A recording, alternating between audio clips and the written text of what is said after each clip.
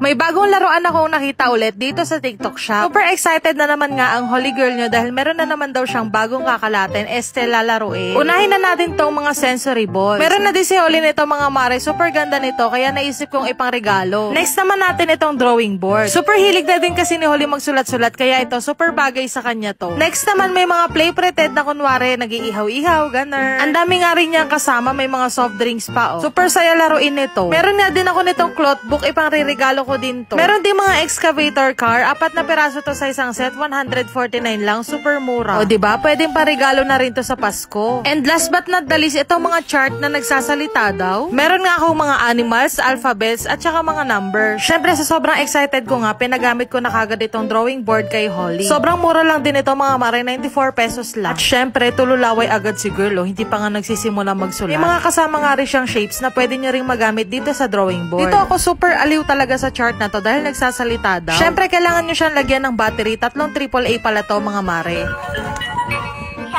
O, diba? Paglagay nyo pangalan ng battery, magwa-welcome na siya. Subukan naman natin kung tama ba yung mga sinasabi niya.